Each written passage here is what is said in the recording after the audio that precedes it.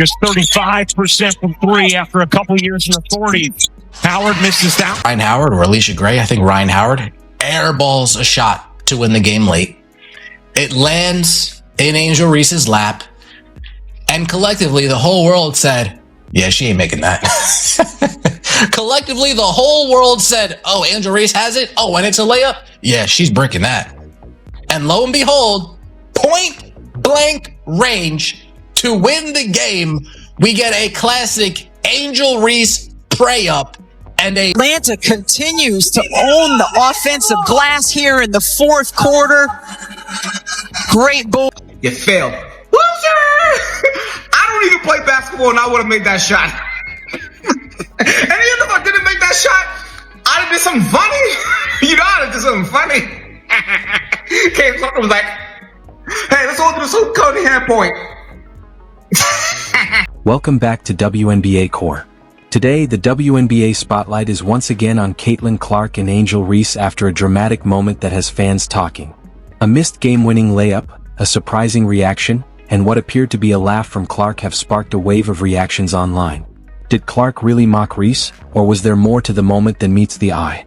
Stay with us as we break down the entire story, the reactions, and why this moment has everyone talking. Let's get into it. Angel Reese had every opportunity to win this game. Rather, she became its punchline. That's not hyperbole. On the court between the Atlanta Dream and the Indiana Fever, that is precisely what took place. Furthermore, Reese was not celebrating a victory by the time the final buzzer went off. If you appreciate this content, consider giving this video a like and subscribing to the channel. Believe it or not, more than 73% of viewers haven't subscribed yet.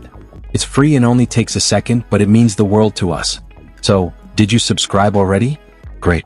Thank you so much for your support. Now back to the video. Laughing at Angel Reese after she missed a wide-open layup for the win. Quarter.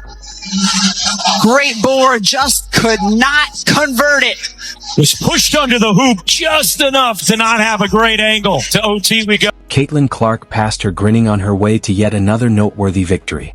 She stood beneath the rim with her hands on her head.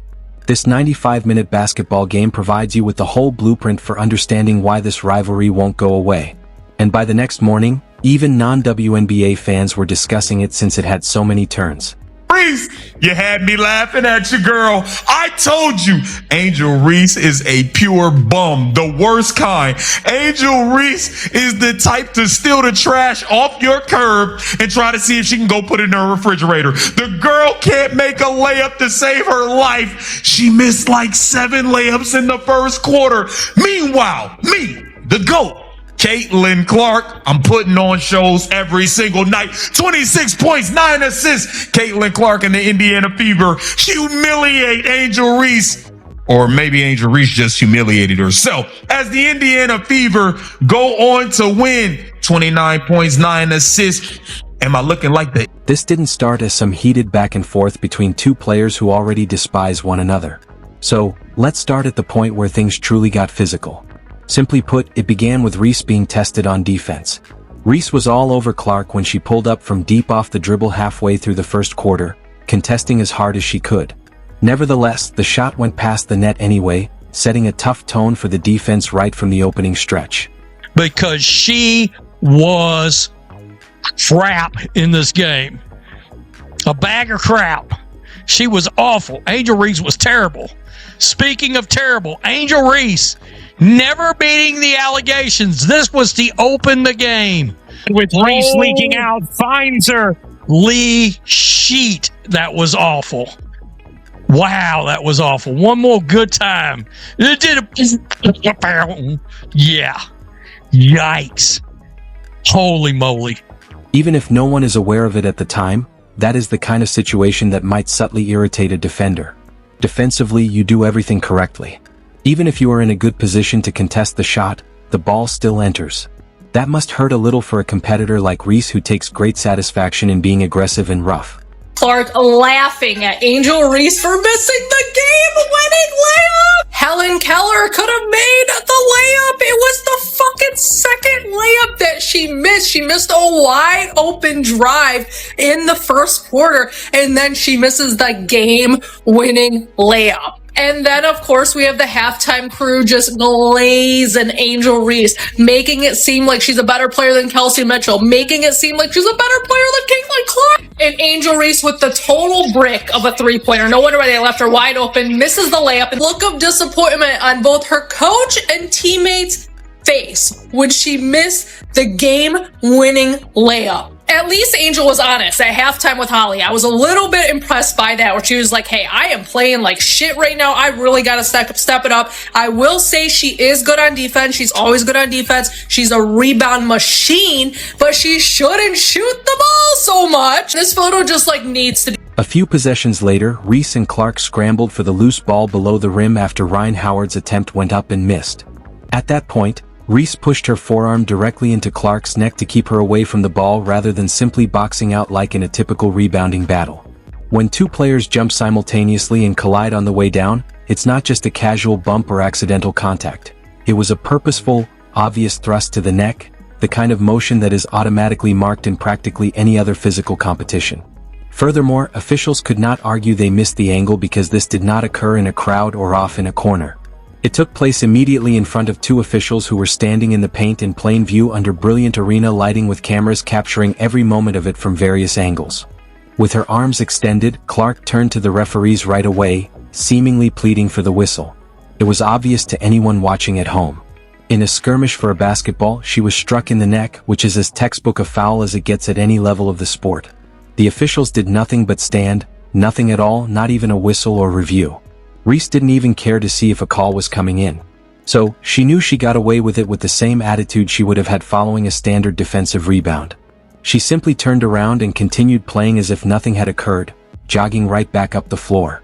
And the move received a harsh online response right away. Within minutes, videos of the shove went viral on social media, garnering hundreds of thousands of views before halftime.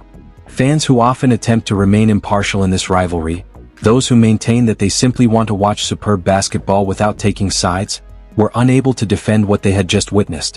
One fan stated simply that when positioning isn't enough, grabbing and shoving takes over. The fact that Clark had scored right over Reese's best contest just minutes prior was brought up by another supporter, which made the whole situation even more painful. Therefore, the shove appeared to be a real-time outburst of frustration rather than a botched hustle play. The trend that fans have become accustomed to seeing from Reese in this game was evident once more, regardless of the true motivation. Forceful, physically demanding, and slightly outside the bounds of a proper basketball play. Meanwhile, Caitlin Clark's playmaking and scoring continued to draw high praise, with many labeling her performance as MVP caliber after she hit big shots right in the defender's face. However, there is a problem with such type of gamesmanship. It is only effective if it genuinely modifies the game's result, and it made no difference in Reese's favor on this particular night. She struggled to establish any sort of offensive rhythm for the remainder of the first half, missing numerous shots in the paint that she typically converts with ease. She went 0 for 6 to start the game and finished 5 for 16 from the field overall by the time her shooting night was over. For a player whose entire reputation was predicated on efficiency and physicality around the rim, this was a truly awful shooting performance. Despite this, she put up a strong fight on the boards and finished with 6 assists and 14 rebounds. Therefore, it's not as if she entirely vanished from the box score. But it's obvious that the hostility that led to the shove did not translate into made buckets. Ann Clark continued to do exactly what she had come to do, seemingly unmoved by any of it. Highlight reels across social media highlighted Reese's frustrating night at the rim, showing multiple missed layups, lost possessions, and contested attempts that failed to fall. In the fourth quarter, the game had descended into a fierce struggle. Atlanta's Alisha Gray was having a career-high 32 points at the end of the game, and each time Indiana attempted to retreat and put the game out of reach, the Dream continued to claw their way back. Ryan Howard attempted a three-pointer, but it missed the front rim as the clock was running out and the score was tied at 81. Aaliyah Boston was essentially riding on Reese's back while they fought for the ball. In intense traffic, the offensive rebound was somehow torn down. It was Reese's time. All night long, she had been physically forcing herself to generate just this kind of play. She just had to complete it tidily. With 5 seconds left on the clock, Howard launched and missed badly. Reese got the board, but the putback won't go. She was unable to complete it. Boston was all over her and she had very little room to work. Reese attempted a putback, but it fell short of the front rim. With 3 seconds remaining, the game took a sudden turn. Naz Hillman frantically tried to salvage the possession with a follow-up layup effort as the ball bounced free once more, but Boston reached back and swatted that one away as well. Two opportunities to send Indiana home with a loss were right at the rim, but Atlanta was unable to convert each of them. Reese put in a lot of physical effort to push herself into a good position, but she was unable to complete the play in front of her when it mattered most, when the game was on the line and the clock was about to reach zero. The dramatic conclusion left fans stunned, as a close-range chance to secure the win slipped away in the final seconds. And this was the segment of the evening that truly gained widespread attention on all platforms.